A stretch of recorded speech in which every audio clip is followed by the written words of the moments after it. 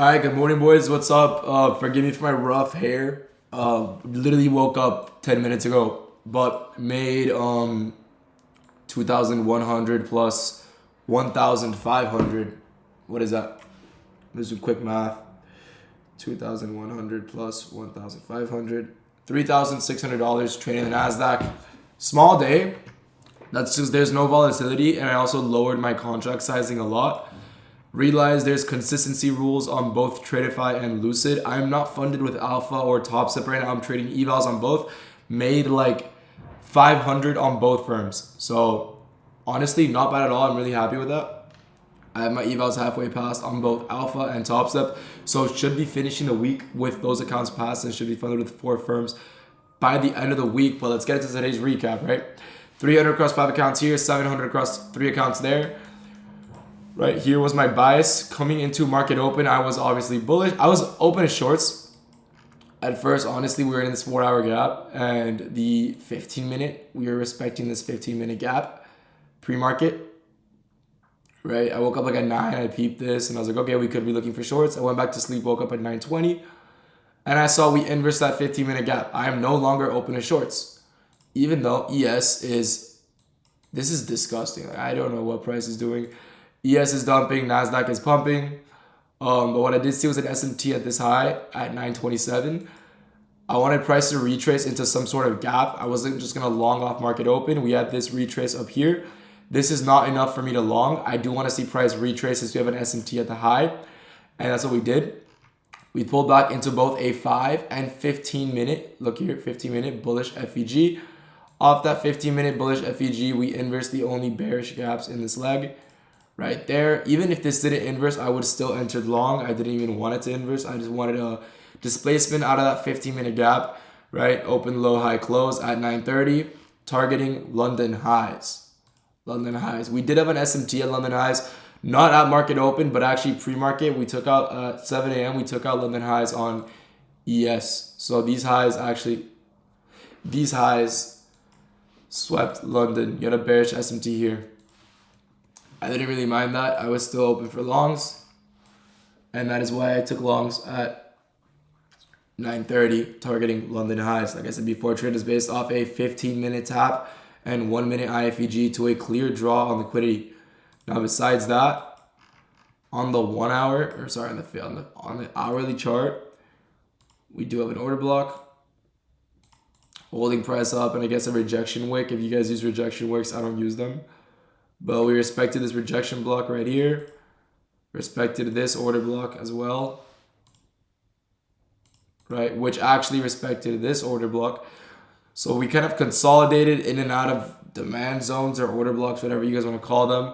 We did inverse that hourly bearish, which is kind of, or hourly bullish, which is kind of stupid. But nothing we can do about it, right? Tapped into a 15-minute, 1-minute inverse to the upside, targeting London highs. Overall, great trade. Very happy with it. Like I said, $3,600 on the day. Now, I can't sit here and tell you guys what trades are valid and what trades are not just because the market literally just opened 5 minutes ago. But I can try to tell you guys why, I guess, shorts didn't play out at market open on Nasdaq. Right, for starters, you have this bullish 15-minute gap. Below, you have a bullish 15-minute order block. You also respected this order block right here. Price broke structure to the upside on the 15 minutes, so you shouldn't be looking for shorts unless the 5-minute were to inverse completely. If you inverse all of this on the 5-minute, then shorts are valid. I would have looked for shorts if that were the case, but no. We got retraced and respected bullish. There's not a single valid short entry. Anyone that tried shorting off this CISD, because some of you guys might have done this. Oh, you sweep this high.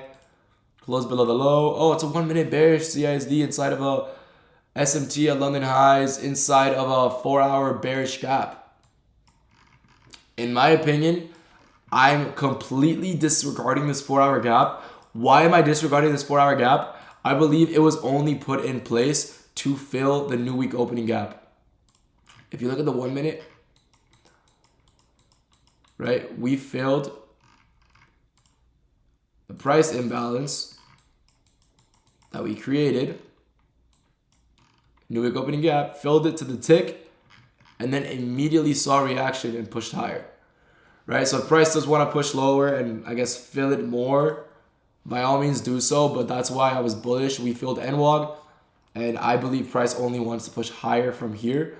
So I did kind of ignore this 4 hour. Now it might react from this 4 hour breaker block and see a retrace. But from my personal experience, I saw price wanted to push higher after filling NWOG, respecting bullish order flow, 15-minute gap, clear LR on the 15-minute above us. Got a great 1-minute entry, targeting London highs. One and done for the day. Unfortunately, it was a fucking 15-point trade, so I only made $3,000. But yeah, very happy with this trade. By the way, guys, don't fucking forget Alpha Futures 25% off. Take advantage of that shit because you're never going to get a sale. When I tell you never, I'm not exaggerating. I don't think Alpha's ever been 25% off. I think the most they've done is like 15 to 20%. So take advantage of this shit. Because I know other prop firms do like 50, 80% off, but that's all bullshit sales. Because the price of an Alpha account without any discounts is the same as most prop firms when they're fucking 80% off, 50% off. So take advantage of the fact that you could buy a fucking zero account for like $50. Take advantage of that. Oh, why is London highs there? Right? Simple trade, simple execution, one and done for the day. One trade per day. Those are my rules. All right? If you guys have any questions, feel free to comment them. I have something big for you guys coming soon. A lot of you guys have been asking for it, so I hope you guys have a great fucking day. Looking forward to seeing you boys tomorrow. Peace out.